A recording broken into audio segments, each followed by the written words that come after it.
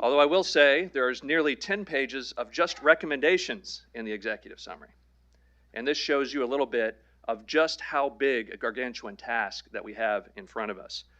And so to help us face that challenge, we could think of no one better to come to Heritage to help us explain the threat of China, and that's Senator Marco Rubio. In fact, 364 days ago, Senator Rubio was here giving a major speech on China and also addressing Putin and his invasion.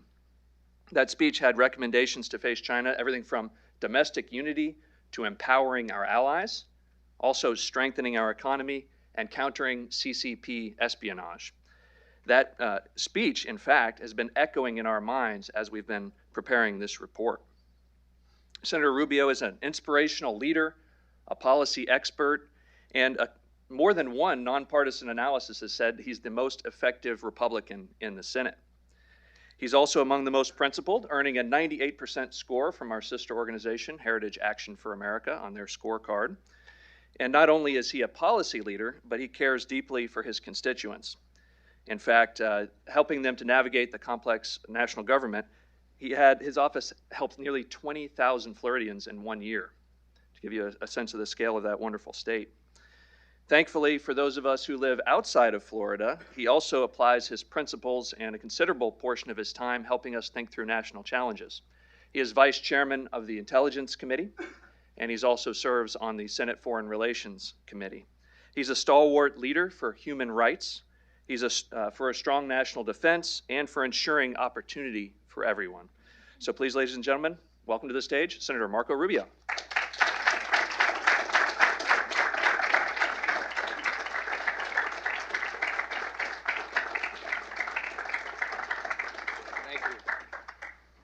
I was here 364 days ago, so I'm back for my annual address to Heritage and on the issue of China. Thank you for having me. I think this is a really important time to have this conversation, or to continue to have it. A lot has changed in the last year in two ways. I think China's obviously gotten more aggressive, more transparent about what they're trying to do in the world, and there's a growing bipartisan consensus that something needs to happen about it. But I still think this needs a lot more framework. And what I mean by that is that it's really easy to sort of stand in front of cameras and say, I'm going to be tough on China. But I think it has to tie into why. You know, why does it matter, so that you can do it in a way that's smart and intelligent and actually serves the national interest. And I think the best way to do that is to just start talking about how we got to this point where we are now. You know, and I think that requires us to go back not just 20 years, 50 years, but really throughout the course of human history, at least parts of it that has been recorded. We were having this conversation a moment ago. If you think about the history of mankind on the earth, with probably the exception of the 100 years or so of Greece, every society was basically a place that said there's no such thing as individual rights. It's a totally foreign concept. The notion of individual rights, the rights of an individual. People, largely, their rights were whatever those who governed you said they were. There was, frankly, in most civilizations, even the greatest of empires of antiquity, there was very little reason to be optimistic, or to be creative for that matter, because creativity was not rewarded. What was rewarded was compliance. And that really started changing about 200 years ago, in the West and particularly in America. That was founded this country on the belief that every human being had rights, that those rights were not the rights granted to you by the government, but they were the rights that were provided to you by your creator, and that the job of the government was to protect them. And that's how this nation was born, on the basis of those rights and on the basis of that belief. Really, truly ahistoric. There was no precedent for it. In fact, while it borrowed from the Greeks, it wasn't entirely identical to it. It advanced from that point. So it was a nation born in a world full of empires who had the power to crush this infant republic in the crib. But it survived. And it didn't just survive, it continued to move forward and develop. And in each generation, it got closer to living and fulfilling the ideals of its founding. And that's why slavery in America could not coexist. Slavery has existed for thousands of years. Virtually every society in human history had elements of it. It ended in America, not because we were invaded by the French or the British and they imposed the end of slavery, but because Americans ended it. And they ended it because a country founded on the belief that every human being had God-given rights and slavery could not coexist. In addition, we continued to progress economically. We industrialized. We weren't just born with fertile farmland and natural resources and people from all over the world who came here, literally go-getters from all over the world who came here to start a better life because they believed they were created for a better purpose than what they were able to achieve in their native land. but we were also blessed with natural resources, and we industrialized and helped build our economy. And it led us to 2 European wars, particularly the second one, that America was very reluctant to get into. If Japan had not attacked us and Germany had not declared war, it's not clear how long it would have taken for America to get involved in that conflict. But the truth of the matter is America was reluctant. And there was a pretty substantial segment of our population and prominent leaders that were traveling the country arguing against getting involved. But we did. And we helped save the world from Nazism and Imperial Japan, again, from a return to those dark ages. But from what emerged from that is 2 things. One, America, the preeminent power, the leading nation, in a coalition of nations that believed we never wanted to have a war like that again. We never wanted to be threatened by totalitarianism. And we wanted a world that respected things like individual rights and the dignity of all people. But the other thing that emerged is an adversary in the Soviet Union that wanted to impose communism, which runs counter and contrary to everything that we talked about. And that Cold War existed. I was born into that era. I lived and grew up in that era. And I remember my first year of college, the end of my high school first year of college, as the Cold War came to an end, it was really a stunning moment. Literally all these assumptions, all the pillars upon which geopolitics had been built, all the things that I had known the world to look like and be, just collapsed overnight. Unprecedented, unpredictable, something no one could have foreseen. And from that, people concluded that that was the end of history. That now every country in the world was going to be a liberal, free enterprise economy. Everyone was going to look like America. Communism was vanquished. Human nature had permanently been changed. And people would no longer ever again want or try to impose their will on others through tyranny and so forth. The problem is human nature doesn't change. And by the way, we made all kinds of assumptions on that basis, right? We decided that at this point, the existence of the nation state was not as big a deal. Our economy was no longer about the well-being of the nation state. It was about this global market.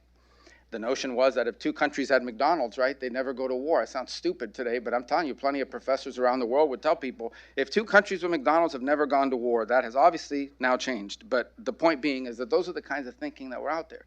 That somehow economics and trade, by tying nations together through economics and trade, you could somehow fulfill what the League of Nations could never do, what the United Nations could never do. You could get countries to forget the existence of placehood. You could get countries to forget nation state.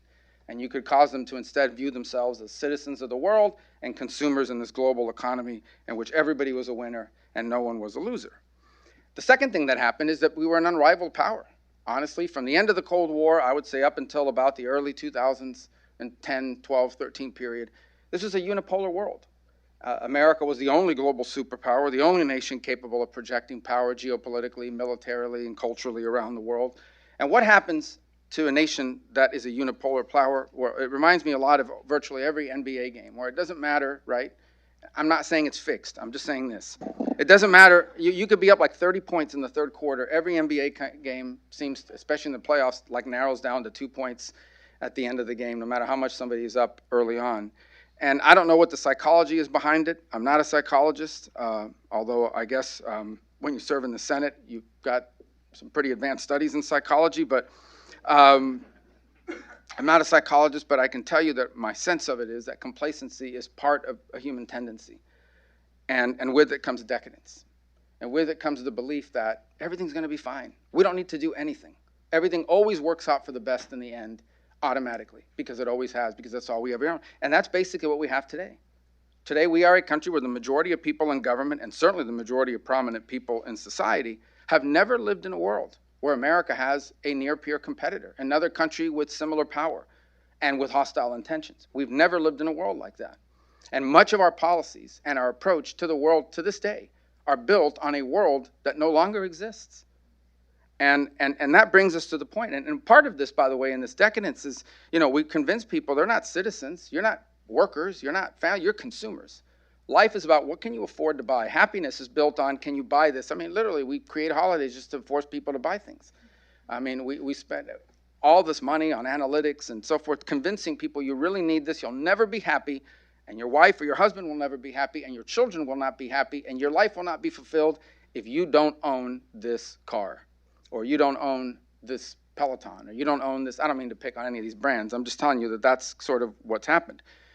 At the same time, we sort of reached this era of decadence where we're like, we've gotten so smart. We're now so advanced as a species that things like family and faith and community and even the notion of country is no longer relevant. We don't need those things anymore. Family is not really that important. Family is whatever you want it to be. And so same with community. In fact, we live in a society that increasingly forces us into isolation from one another, not to live alongside others. We've attacked all of the places that people that are very different come together. Same with faith. We've waged a war on faith like this. So, again, I don't believe this country should ever have an official religion or a sectarian nation, but we've discouraged teachings that basically encourage people to do things that are good for people and good for their neighbors. Things like care for the poor and the less fortunate. Things like put others ahead of yourself. Things like forgiveness. Things like seeing the best in others. All these things that, frankly, have to come from somewhere. They're not natural to humanity. Faith created those guardrails and those guideposts. We've waged war on them. And so now we wake up, as you have, as I have, as others here have, and we realize that history did not end. History was never going to end because human nature will never change. One of the reasons why biblical stories are so uncannily applicable today, over and over and over again, okay, is because human nature is unchanged. People dress differently. They have different technology. We advance in all kinds of things, but no matter how many satellites we put in space, human nature remains unchanged. And there's a dark side to human nature. There are failings in us as creatures that we have constructed societies and faith constructs and moral constructs to help limit, particularly when it comes to harming one another. But human nature has not changed. And so we wake up and human nature is, for example, that we may have pretended that the history was over and that nation state no longer mattered, but China never got that memo. China does care about the development of nation states, and they had fits and starts. They did the Great Leap Forward, which didn't work, and millions of people died in a famine. Then they decided to wage a cultural revolution. But up around 2005, 2006 in particular, and heading into 07, 08, we had this economic meltdown, and Xi Jinping, who wants to go down as one of the great leaders in China's ancient history, decided this is the end for the West and for capitalism. Now's the time to move forward. And from that point, from 2007, 2008 to the present day, we've seen an acceleration in their role. What we've seen from this economic order we created, right, where no longer did it matter, economics was basically about what was good for the global commons, what was good for the global economy, and not necessarily what was good for the nation, is two groups really prospered. The first is multinational companies. Obviously, there's nothing illegal about being a multinational company, but there's a reason why the CEO of Apple was in Beijing yesterday, hailing what a great country and how much progress they've made. And that is because they build and make a lot of phones there. And it's worked out. They've invested a lot of money in that production capability, and they want to maintain it. They've done very well, and so have others. And the other is China. The fact of the matter is that China is going to be a rich and powerful country. Throughout history, they have always been a rich and powerful country, with the exception of the last 150 years or so. But by and large, throughout most of history, China's been a rich and powerful country. But they have gotten richer and faster at our expense. Not because of what they did, but because of what we did. Because of what we allowed to have happen. Because of this viewpoint that we had. The impact of it has been, we decided, well, it doesn't matter, right? We'll get rid of these jobs. It's okay if all these jobs leave America. They'll be replaced by better jobs. These jobs will pay more. The infamous go learn how to write code. Well, it didn't work out that way. People didn't get up in their 40s and go learn how to write code. And if they did, maybe they're being laid off right now because all the tech companies are laying people off and collapsing their banks. But the fact of the matter is that people didn't do it. They didn't leave. But what it did collapse is their communities. It did wipe out good-paying jobs. It also wiped out, by the way, all the other anchors that come with it. So when a community collapses because jobs disappear, you don't just leave people behind untethered, like nothing to give grounding to their everyday life, because they're not just consumers. There's dignity attached to that work. But you also destroy the PTA and the Little League, and you destroy the churches, and you destroy all those things that make community, and you leave people behind in despair. But it's also left us with a vulnerable economy. So if you look at our economy today, and people brag about our GDP, but our economy is basically built on two sectors, predominant: finance and services. And there's nothing wrong with finance, and there's nothing wrong with services. The problem is that in a time of conflict, what matters more? The ability to fuel your economy, or the ability to, find some app that will deliver food to your house? What matters more? The ability, high-end services, or the ability to grow your own food and produce from an industrial capacity? We also have an economy that's dangerously consolidated, particularly in things like agriculture, but in other places as well, very consolidated industries in which power resides in the handful of a small number of companies. So we have an unbalanced economy. And then one of the things that COVID revealed, but already existed, is these very vulnerable long supply chains. And from a military concept, I'm not a military tactician, but I do like to read about history. And one of the failings of every campaign, one of the things Russia's finding now, is the longer your supply chain, your supply lines, the more vulnerable you are. Well, we've learned that our supply chains are about as long as they can be, literally from the other side of the world. And they're not just far away. They happen to disproportionately reside in the hands of our geopolitical adversary, a nation that will have no problem in using that as leverage against us. And so the result is we confront twin challenges, both at the same time. The first is we have a near-peer competitor in a nation of leaders who have no memory of what it's like to have a near-peer competitor, a near-peer adversary. And at the same time, we seek to confront it at a time of societal and cultural rot that's dividing our nation, that's weakening the national soul, that questions our identity. And at the end of the day, ask yourself, when you ask people to take on a challenge like this, you have to convince them that what they're fighting for is worthy and special. We don't have schools that teach people that our nation is special, that there's anything unique about it, quite the contrary.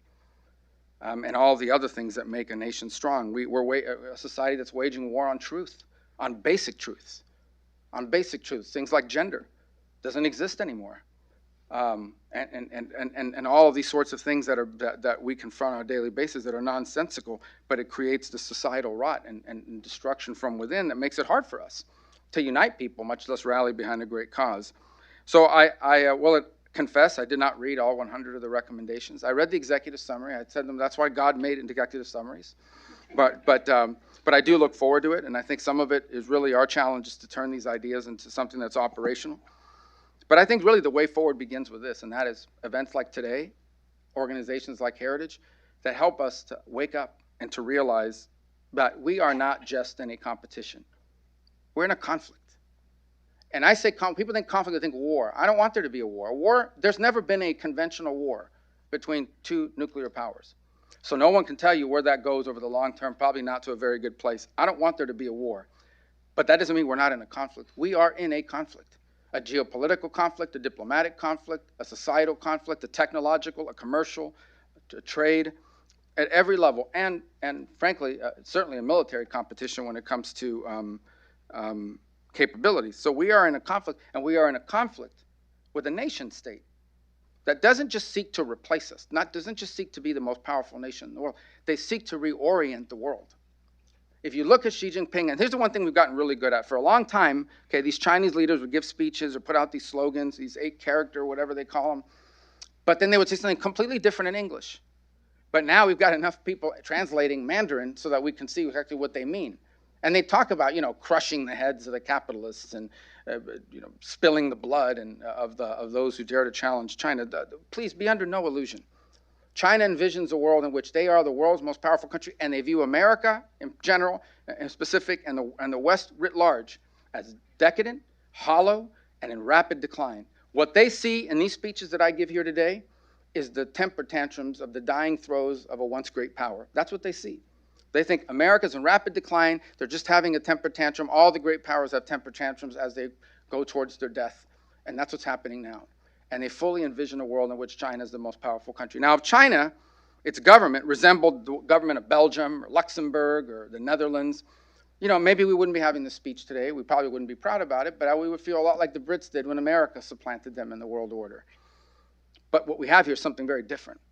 What we have here is a tyranny and a regime that does not believe in individual rights, whose concepts of human rights is nothing like what you would define as human rights. To them, human rights is the right to do whatever your authorities tell you. There is the richest, ask Jack Ma what rights billionaires have in China. We have the right to shut up and move to Indonesia for a year if you won't. That's the right they have. And they do that to their richest citizens. What would they do to the everyday people? I can tell you what they do. They put Uyghur Muslims in death camps. They wipe out Tibetan culture. They run over protesters and massacre them in Tiananmen Square. They have no regard for their own people.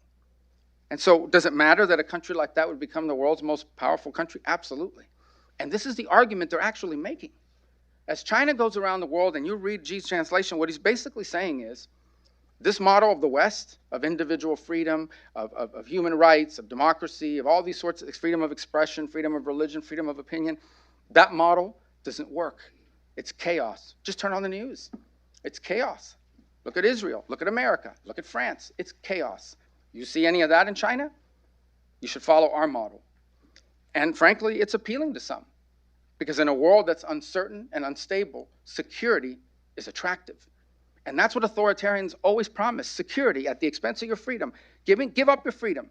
Give up your individual rights, and I will make sure things are secure and things are safe. Some of them will say, I'll make sure things are safe, and once they are, I'll give you back your freedom. They never do. But that's the model they're sending around the world. So we're back to the historic norm of great power competition. And China wants to take us back to where mankind has generally lived for thousands of years, with the exception of the last 200. And that is a world where the notion that individuals have rights no longer exists. So I think there are really three things that we have to focus on, and I think probably all 100 of your ideas fit within one of these three categories. The first, frankly, is ourselves. We have to rebuild our society from the ground up by reminding ourselves of things that matter. Number one, America is something to be proud of. I won't go into the long litany of it here today, but this is not just wave the flag, apple pie stuff. I think America really has an incredible story to tell. I think it's an unrivaled story, and it's one that we should not be shy about telling. And it's frankly something that we should not be funding schools that say the opposite. Do you have a right to criticize an American decision from time to time? Absolutely, because at the end of the day, no one's claimed that America's perfect. I don't claim our history's perfect. I claim it's better than anybody else's. That's what I claim. And I think we have history on our side to prove it. I think we need to reach a society where human life matters, where children are viewed as something that's not a burden, that a child is not something that could potentially destroy and ruin your life. Why are we shocked that a poll comes out that people no longer value having children? Well, we have a society that basically says, if you have a child, right now, your life will be destroyed. Your life will be ruined forever. Well, why would you value child rearing if that's the case? Community matters. And community is not about a bunch of weirdos on an app halfway around the world. Community is about the people you live next to, about people that you have different opinions with, about people who you don't share some views with, but you share things that are important. Your kids go to the same school. Your kids play on the same team. You attend the same church. You're part of the same organization. It's one of the reasons why I hate the politicization of sports. College sports in particular is one of the few places left in America where people that are very different from one another come together. When you inject politics into that, you're taking away one of the last places where people that are different actually have to interact with one another. And I'm telling you, I live in a study on what happens when you put 100 very different people together. And it reminds me, for all the talk and the noise that you hear out there, like, my colleagues don't go around spitting on each other in the hallways. And that's why you find that one minute Elizabeth Warren and Rand Paul are arguing about something, and the next minute they might be voting the same way on something. Because when you force human beings to work together, from time to time, they will find common cause. And these are the things that bind together community, not to mention other things that are important for any society, like these groups that solve problems government never could. And then I think faith is something that should be encouraged, not dictated, not directed, not forced. You can't. But encouraged? Why would we discourage a moral code? Why would we discourage something, some basis upon which people can determine not what's legal or illegal, what's right and what's wrong, what's good and what's bad? Because we, on our own, it has to come from somewhere. And I assure you, it does not come from human instinct. Human instinct is about self-preservation. It's selfish. It's a desire to get ahead at someone else's expense. What regulates us is a moral code. And I think religion provides it. Multiple faith traditions provide it. So that's the first. The second is we have to reorient our economy. And I think that's for some of the things that you've talked about. I'm not talking about government owning factories and directing, but I do think this. Yes, we should remain a market economy, absolutely, 100%. But I ask you, what do we do in those instances in which the most efficient outcome, the market outcome, happens to be really bad for America?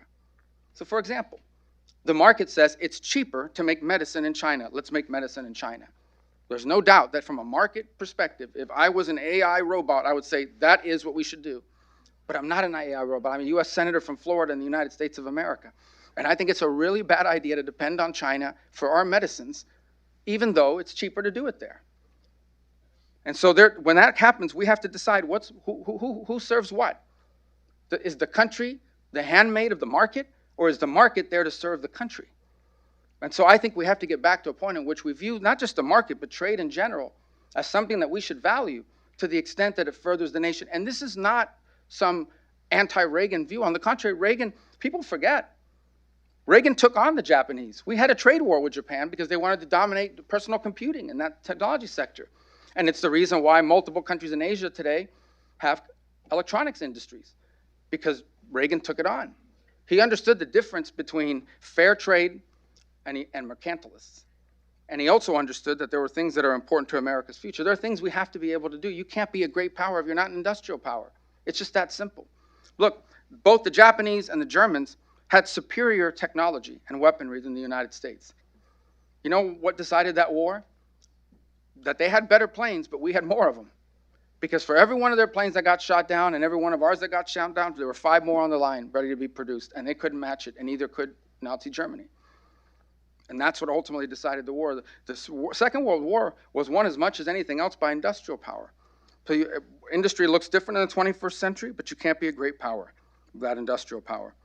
And then I think we have to also wake up to the reality that we are in a geopolitical conflict between 2 very different models of human relations and the world. One model is the China-Russia model, which frankly offers the world what the world has had to live under for thousands of years. And the other is the values of freedom and liberty and the idea that individuals matter and have rights. And it's messy. There's no doubt about it. It's a huge advantage the authoritarians have. Their societies look more orderly because they will crack heads and they will jail people right up to the point of revolution. Here, we argue loudly, people take to the streets, it looks chaotic, but in the end, it's a better model to the extent, obviously, it's under the rule of law. And that's one of the arguments we're really having is a civilizational conflict more than anything else. All of this matters because this is not just about, okay, who's going to be the most powerful country in the world. We are living in a hinge moment in history that will define the 21st century. When they write the book about the 21st century, it'll be about this. And it's hard to perceive it when you're living through it. If you go back to other hinge moments in history, the people living at that moment probably didn't realize it because you're busy with everyday life. Things are happening, things are going on. You don't realize I'm living right in the middle of history, but we are. And every day we make decisions that are going to determine what the future looks like. And I think that's an important choice that we're going to make. It's one that we'll be judged on for a century or longer. It's so will determine not just the future course of the country, but I think the state of the world. And I think that the choice really comes down to, do we want to return to the dark ages in which the dominant powers on the earth were powers that did not believe that individual humans had rights granted to them by their creator? Or do we want to continue to live in a world where at least those nations who seek to live under the sunshine of liberty are able to do so? That is, at the end, at the core of the economics, of the industrial, of the technological, of the military, of the geopolitical, of this entire conflict that we now face. That's the conflict we face, freedom versus totalitarianism. And it will determine what the 21st century looks like and what life is like for those not yet born. So thank you for the chance to talk about this.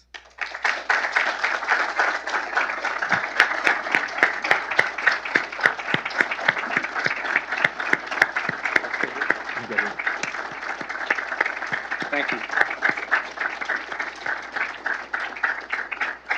What a tour de force and timeless. I mean that because you weaved in human nature throughout those remarks, and just a brilliant exposition.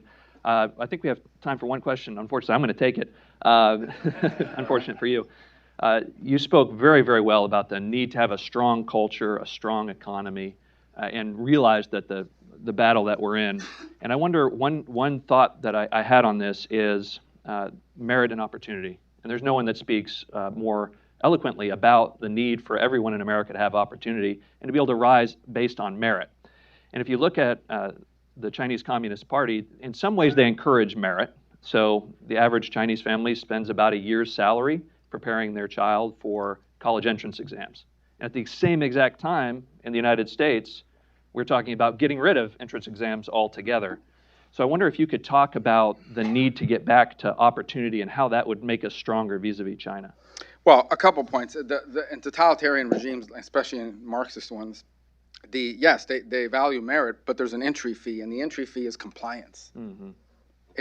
How do they control you? They control you because only members that are loyal to the party have a chance to go to school. And then the compliance is the first phase, and then ultimately, once you're in these organizations, they value merit to a point, but then ultimately what gets you promoted, and it's the weakness of totalitarian authoritarian regimes, their weak point is that what gets you promoted is not that you're good, It's that you tell them what they want to hear. And that's why I always tell people, if in fact that virus came out of a lab in Wuhan, the fact of the matter is that it's possible Xi didn't know about it. You know why? Because in totalitarian governments, you don't get rewarded for picking up the phone and saying, hey, we got a problem here. You get rewarded for pretending it didn't happen. You get rewarded for pretending, for trying to cover it up, because you don't get that. So on the issue of merit, I would say this. I'm sure there are some here that are fans of sports. So let's just use an NFL franchise, but you can pick your favorite one, or maybe it's another sport. If I told you tomorrow, our team, imagine if tomorrow your favorite team, whatever your favorite team is in whatever sport, announced, we are no longer going to fill our rosters with the best players we can find. What we're going to do is make sure that our roster reflects our community and it looks like our community. It's an attractive goal. It's certainly an altruistic one. Your team would suck, okay? And everybody knows that.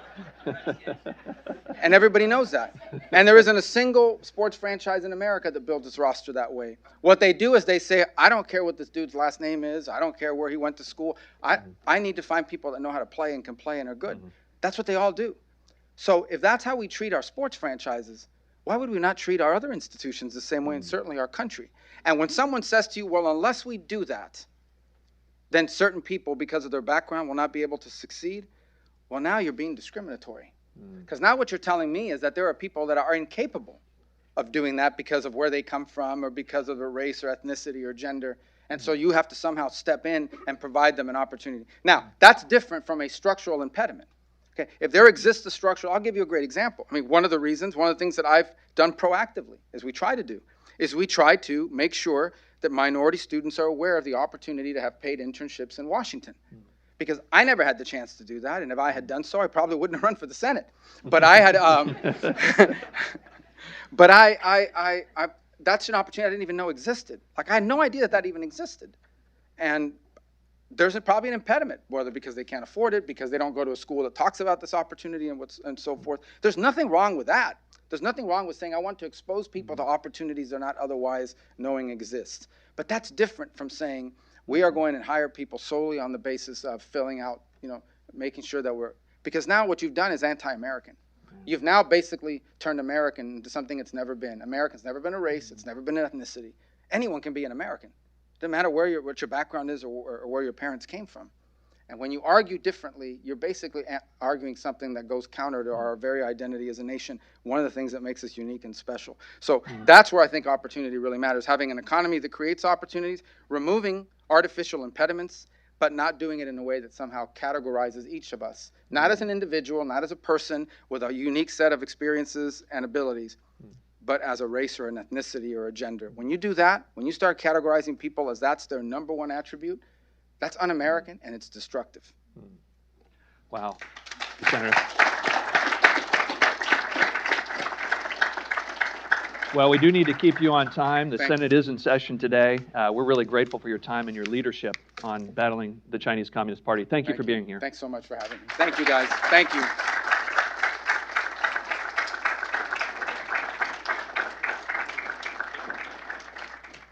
And how I know that was a great speech, one of the many reasons, is I occasionally, sitting here, would have a glance over at Michael Pillsbury and see him nodding. So that's how I know a great speech. I'd like to invite Michael and Jeff Smith to come to the stage. Michael Pillsbury is our Senior Fellow for China Strategy, and Jeff Smith is our Director of the Asian Studies Center. And we're going to talk a little bit about this new paper that we have out that we heard a little bit about, and also talk about the issue. Yeah, please have a seat.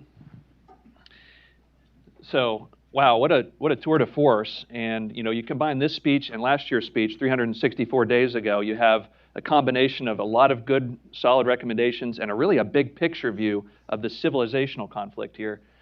Michael, what do you make of the Senator's emphasis on that civilizational competition? Well, it's a very controversial topic inside the field of China experts. A lot of China experts...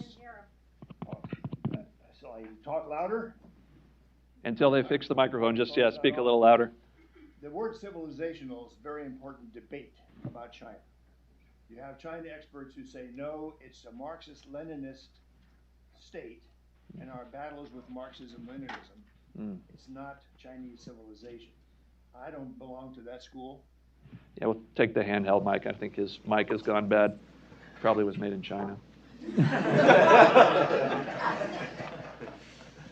How's this, Derrick? It's perfect. Okay. Made in America. So Sure. this idea of a civilizational challenge from China is very important. Senator Rubio believes in it. I believe in it. It's not the majority view yet. Mm-hmm. The view tends to be it's Marxism, Leninism, or somehow China is just trying to be more competitive. Who can care about that? Mm-hmm. A very senior State Department official got fired for giving a public interview with Anne-Marie Slaughter as the interviewer. I'm mindful of this. I might say something to you. It gets me fired. She said, she used the word civilization. She's talking about the Cold War. It's important for our own study here of how the Cold War might unfold with China. She said a very simple point, but it angered many people, including Secretary of State Pompeo. She said the Cold War with China will be very different and more challenging than with the Soviet Union because the Soviet Union is in the Western family. We shared linguistic roots. We shared concepts of history. She didn't mean to demonize the Chinese, but she meant to warn everybody that they may not think like we do about the competition or other issues. A lot of China experts in America who teach Chinese literature, philosophy, ancient history, they agree with that. Their stock in trade is teaching for a year or two hundreds of students why China is different than Western civilization. She also, her name's Chiron Skinner, by the way. Also, the Chinese themselves, in my next book, I have a lot of quotations in the last 5 years or so from Xi Jinping and his advisors saying China is an exceptional civilization, different from the West. So why fire somebody who's bringing the news that the professors agree with, China agrees with? And I think the reason is it's much easier to mobilize support against a communist country by saying they're Marxist-Leninists. It's just like the Soviet Union. It'll be, all we have to do is stand up and talk, and they'll collapse. I don't think that's correct. I don't think China's going to collapse. And I think our own structure in dealing with China so far, we don't have a new structure. In 1947, when the real Cold War began, we created in 1 year, Congress and the President created the Air Force, the National Security Council. There was no National Security Council. The Central Intelligence Agency didn't exist. Whole series of things, because at that point in 1947, enough had happened that people were really quite scared what could happen next. I don't think we've reached that point yet with China. To me, Senator Rubio's most important point wasn't just civilizational challenge, it was the word operational. He said he hasn't read all 100 recommendations yet, but he hopes there'll be operational things in there. And Jeff and I have good news for him. There are 100 operational recommendations in here that we will all know within a year or two, has the Congress done these things or not? It's mainly congressional. Has the White House done these things or not? We'll get some better idea of where we are in the competition. Right now, I'm not sure we even know where we are. Well said. So, Jeff, a lot of organizations around town have put out some kind of a plan to counter China. What makes the Heritage Plan that's kind of action-oriented, what makes it unique? And how many recommendations, how would you categorize the recommendations? I guess it's hard to go through all 100.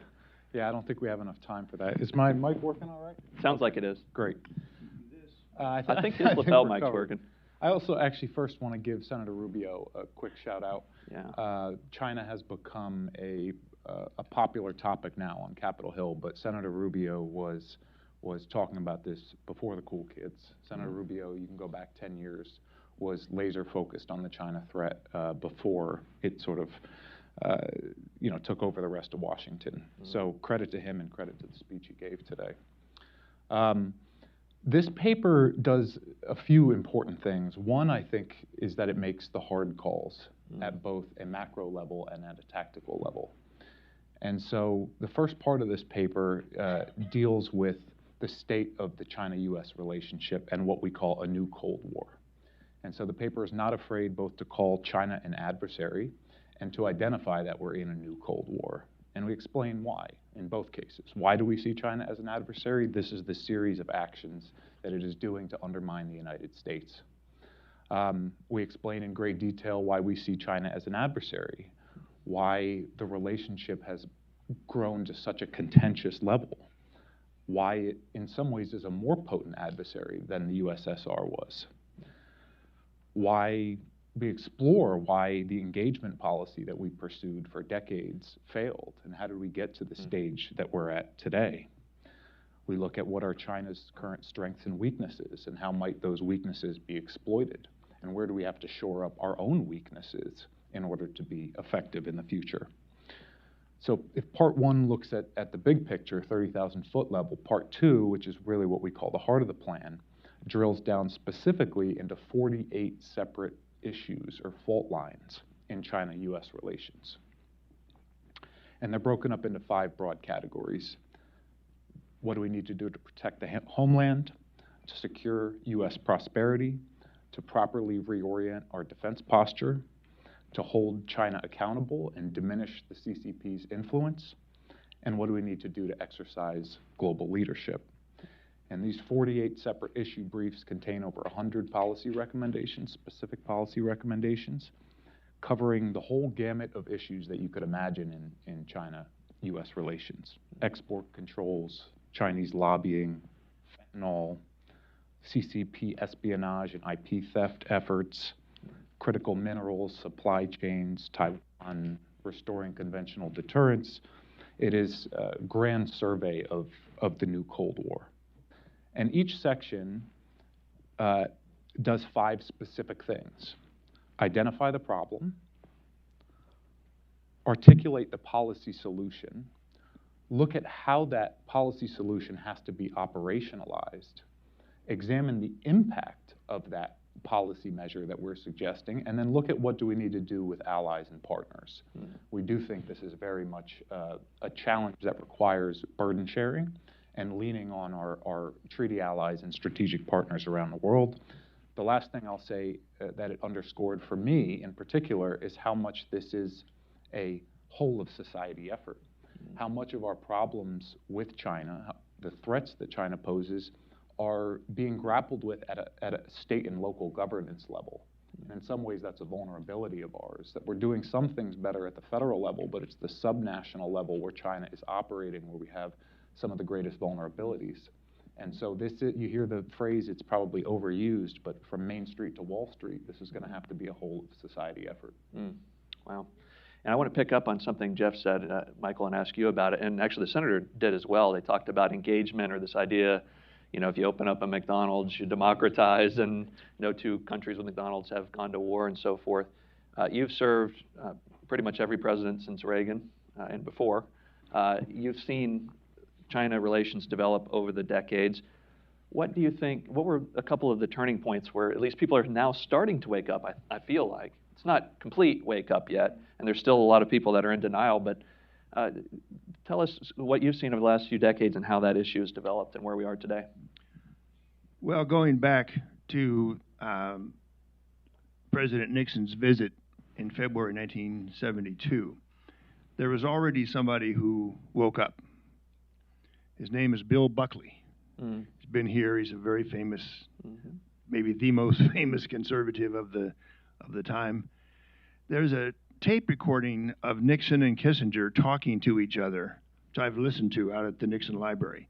Should we invite Bill Buckley to come with us on this trip to China or not? And Kissinger said no. He'll just create a lot of trouble, and he could even undo the whole image we're trying to create as China as our new partner. Nixon said no, it's better to have him inside than outside. So Buckley filed a number of reports, all put together in a book, saying that China was like Nazi Germany. Nixon and Kissinger were making a terrible error to make friends with Nazis, and he spelled out specific Nazi names in his columns. He said this is all a hoax. What we're seeing is not true. And there were another 200 reporters on the trip, including very famous TV hosts. They broadcast the opposite. This is a new land. They've overcome poverty. They don't quarrel with each other. These blue suits they're all wearing are kind of attractive. So who was right and who was wrong that early? Really only one person. But if you reread his reporting from 1972, you realize in a way that Kissinger was right. They should not have brought him along on the trip. And then slowly, every few years, in the 50 years since then, every few years something happens that's bad in U.S.-China relations. It never changes. Policy is not changed. It's explained away each time. A growing group of Bill Buckleys is a historical phenomenon. It does happen. But they only talk. They give speeches. They say it's a terrible thing that 1,000 students were killed in Tiananmen Square. Let's have sanctions, which were put on China. 2 years later, they're taken off. When I was working for President Reagan, during the campaign, I was a campaign advisor, I was a transition team person, then he gave me a job at the Pentagon, in charge of policy planning. President Reagan personally got interested in selling weapons to China. He sent John Lehman, his conservative, well-respected Secretary of the Navy, to China to provide Mark 46 torpedoes, our best torpedoes of the time. The thinking was, well, in Chinese submarines, these torpedoes will be able to sink the Soviet fleet. Didn't work. So what I tried to do in 100-Year Marathon with declassified records is show just how close we have been to the Chinese Communist Party from the beginning, from 1943, 1944 on. With few exceptions, they were seen as our allies. Here at the Heritage Foundation, Heritage, as you know from Ed Fulner's talks, Heritage was very pro-China, explicitly pro-China. When my book came out in 2015, I asked, can I come over? I've been a friend of Heritage, for 30 years. Can I have a book talk? I was told no by one of your predecessors. You cannot discuss your book at Heritage. It's too tough on China. Now, at that point, it was the #1 book on China in America. It outsold all other books on China. 300 appearances on Fox News. Why would Heritage do that? Because they believe deeply in the very things that Nixon and Kissinger are trying to do. China is our partner for the long term. Now, how to undo this thinking? I think what Jeff and I in this report are trying to do, we're trying to say, if you do these 100 things, we can remain the #1 power in the world. And many of the 100 things involve the Chinese Communist Party being blocked in things it wants to do. Some involve our own side. Our Treasury Department, just to pick one of the 100, one of my favorites actually, the Treasury Department of the United States does not monitor in any way outgoing American investment to China. There's no records. There's no obligation to report. It can be in the most sensitive, high-tech area. A fund like Sequoia, which the Wall Street Journal has been reporting about. Sequoia can organize technology, money by the billions, pick a sector in China where China wants to get ahead of us, and then make it all happen. There's no need to report that to Washington, D.C. So you see the problem we face? We were too close by far to the Chinese communists from the beginning for all kinds of reasons that my book goes into. And then we can't get out of it. So I'm sorry to sound so pessimistic, but I think putting 100 recommendations together that, as Jeff says, are very operational, they're very specific, pass legislation that says this, and the text is really there. This is not just a China is bad kind of report. Other think tanks do that. This is the first time a think tank has operationally laid out, this is what we're going to have to do. Now, if we come back here, Jeff, in 2 years, we'll be able to have a scorecard and see how many of the 100 have actually been implemented. That, to me, is very exciting. Yeah, thank you for that. We have time for some audience questions, so please, if you would, raise your hand. A microphone will come to you. You can just state your name and affiliation and be in the form of a question. We have someone here on the front row. We can grab a mic there. Thank you very much for the presentation. Great speech by Senator Rubio. My name is Alfonso Quinones. I'm the ambassador of Guatemala to the United States. I would love to read the report. As you know, Guatemala is one of the few countries that still has diplomatic relations with Taiwan. We are proud of it. We do not think that relations should be transactional, but based on values and principles. Having said that, the United States is losing ground because China is gaining. In Latin America, in South America, China is the largest trading partner. It's the largest foreign direct investor, and that has made that those countries get closer to to China. So I wonder if in the report you address this kind of issues on how to try to keep the U.S. as the forefront and not then relinquish to China as it seems that it's happening. I'm more familiar to Latin America, but look at Africa, as we were having a conversation before, and it's the same or perhaps worse. So I don't know if this is brought up in the report. Thank you. Thank you, Mr. Ambassador. Who would like to start on that one? Both of us, probably. Yeah. Mr. Ambassador, I would say that the reason Guatemala and I think it's 12 other countries, including the Vatican, recognize Taiwan, is you're accepting the notion that Taiwan is a government. It's a country. Therefore, you can have diplomatic relations with it. The United States took the lead in opposing that. It's part of the Kissinger-Nixon framework, expanded by Jimmy Carter, that Taiwan is not a country. We have no diplomatic relations with it. The executive branch will never permit Taiwan's leaders to come to Washington, D.C. That would imply that they can go to California and meet Kevin McCarthy. But President Tsai is not going to be treated as a president. And we do discuss it in the section on Taiwan.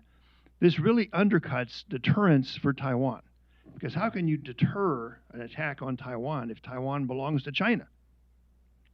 Your government is saying no. Our government had made secret promises to the Chinese. I think one reason 100-Year Marathon sold so well, there were so many declassified things people had never heard of. They never heard of the secret promise to the Chinese. We Americans know, we know from our lawyers, Taiwan does not belong to China. It never did. It was occupied by America, 1945. Then in the peace treaty in San Francisco, Japan gave it away, but they didn't give Taiwan to anybody. So it just sits there. But we believe, this was said to the Chinese leaders, we believe Taiwan is not part of China. But we'll make you a deal. Your government's not party to this. We will never raise the issue of who Taiwan belongs to. We will acknowledge your claim that you Chinese communists own Taiwan, and we just won't challenge it. Now, fast forward to today, can we store munitions on Taiwan for deterrence? Can we have military exercises with Taiwan's military? No.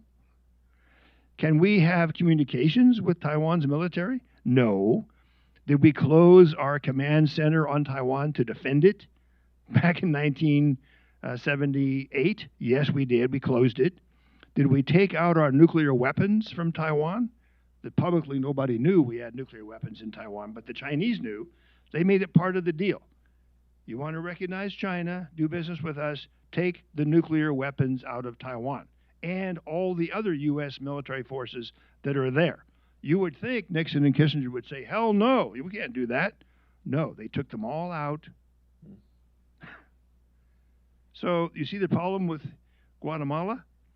You're in the probably morally correct position, but you only have 12 other countries with you, and there's 193 countries in the UN. Please stick with Taiwan, but our own government does not. And we discussed the strategic ambiguity of that. That's one of the recommendations we have in the paper. Excellent. Anything you want to add, Jeff? Sure. Yeah, I think Mike did a very good job touching on the Taiwan angle of your question. There's a second component to that, which is the economic muscle that China is tossing around the world.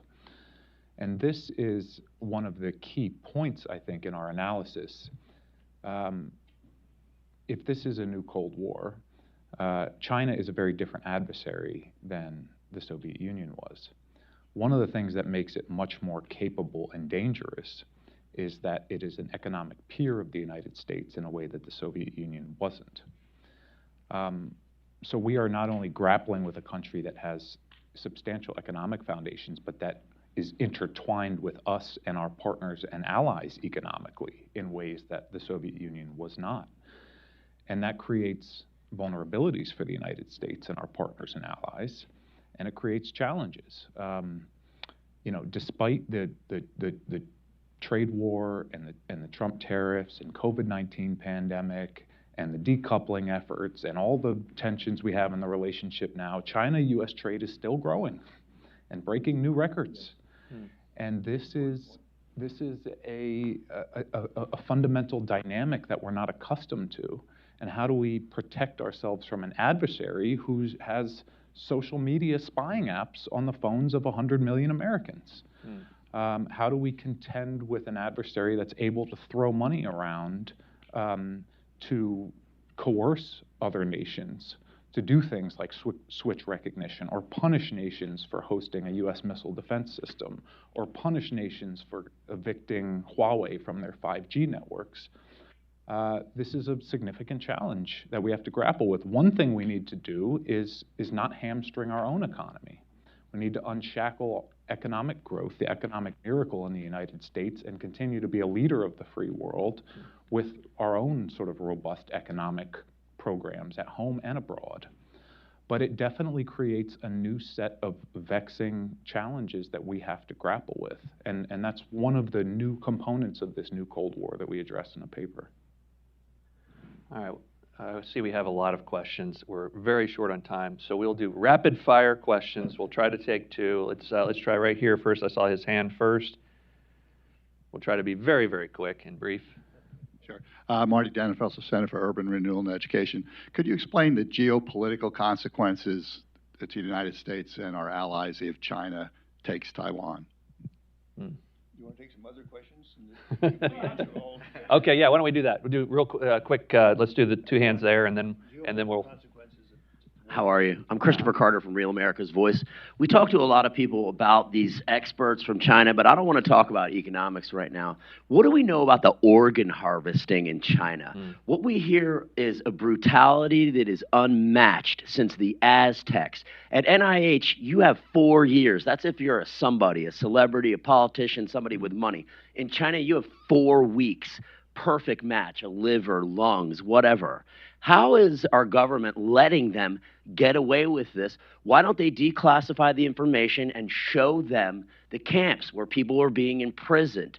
Change the global opinion. This is almost the equivalent of when the United States had to go in with the Nazis and say, these camps exist. Yeah. These people are here. It's unequivocal. Why don't our government just do that and change global opinion? Thanks. Forget economics. Brutality is what we're talking about. Thank you for the question. We'll do one last one, then we're going to try to answer in rapid fire. Prashant Jha from the Hindustan Times. 2 quick questions. One, the role of Europe. Europe still doesn't seem to have woken up to the Chinese threat. You think the invasion over the past year has changed that? Second, the role of Quad. And I know, Jeff, you follow this. Yep. How critical is Quad in countering China in the Indo-Pacific? All right, rapid fire answers. We've got Taiwan, human rights, particularly organ harvesting, and then Europe and the Quad. Let Mike take the first two, and I can take the Quad. Sounds good. Okay. What this report does... Need a microphone. This report does is be constructive about specific things, policies that can be changed. I consider it a mistake anytime we see a senator, congressman, think tank person talking about the China threat with no action plan. So when you raise the issue of geopolitical consequences of a war with Taiwan, it doesn't matter. It's just talk. It's a waste of time. Most of our House and Senate now, when they speak about China, they just talk. They don't say, therefore, I'm in favor of S-Res 24. And I have 50 co-sponsors. I move the question. Same thing with brutality and organs. It's a terrible thing. It's a very favorite talking point for almost 15 years now. how brutal are the Chinese? You know, you can get a liver pulled out in 30 days. And therefore, I have what? A House Res 624 that places criminal penalties on something. There's never any action. So, not to pick on the two of you, but I want to. Anyway, to talk without an action component is what this report is trying to get us past. It's too late to just talk about how bad communist China is. It's way too late, and they don't care. Senator Rubio made very clear the Chinese reaction to all this. It's the moaning and whining of a declining superpower, nothing more. We've got to have legislation and things that really happen in the real world, or we're going to lose and be very sorry about it. Well said. Very Jeff, well you said. wanna cover Europe and Quad? Yeah, I don't know that we have enough time to cover both, so I'll focus more on the Quad, but I think that's relevant because the Quad is more proximate to the China challenge and more important. I do think Europe has a role to play in economics, in sanctions, in export controls, in denying China certain technology. But I think the Quad is a grouping, for those in the audience who don't know, it's Australia, India, Japan, and the United States. Grouping that first formed in 2007. It was a very short-lived grouping. It fell apart about a year later, somewhat due to pressure from China. The Trump administration helped revive this grouping in 2017 at a period where all four of these countries had rising concerns about Chinese aggression abroad. And it's really thrived since then. And I think several things make the Quad special and unique, certainly in the context of the China challenge. One is the sheer size and power of the grouping. We're talking about half of the population of the Indo-Pacific, half of the GDP of the Indo-Pacific, and over half of the military spending of the Indo-Pacific. A big reason for that is because this group includes India, which is the other titan of the region, which is now probably the most populous country in the world, and will soon be the third largest defense spender and third largest economy in the world. Now, India has been dealing with its own problems with the Chinese along their disputed border, which turned hostile in 2020. We saw the first casualties from a flare-up at the border. When I talk to my Indian friends, they think it is extremely humorous that we're having this debate about banning TikTok, because they had the same debate 2 years ago, and they banned it right away, snapped the finger. And the Chinese came to them and said, there will be terrible consequences if you ban this. And they said, that's okay, go ahead, do your worst. Our sovereignty, our national security, the security of our people is more important than any consequences you're going to threaten us with. That identity, I think, is what's at the core of the Quad. Japan, Australia, the United States, and India have the will and the capability to say no, to resist coercion, to accept the costs and push back. And I think as we move ahead, the more that we feel threatened by the Chinese, the more the Quad will be doing together. And this is going to be a central group for the 21st century. Very well. Well, we have run out of time. We're definitely going to be talking about this issue repeatedly. It is the #1 national challenge for us as Americans. So please do keep an eye on your email and come back to Heritage for our next event. And I know that, Dr. Pillsbury, you are looking at an index of strategic competition. Yes, that's right. That's right, which will go over strengths and weaknesses of both sides and where we are in that marathon that you wrote about in the 100-year marathon. So also one note for members of the press, we will be having an additional question and answer session in the Zimdahl room. You can just find me and I'll direct you. And we should also thank our panelists and thank you for coming.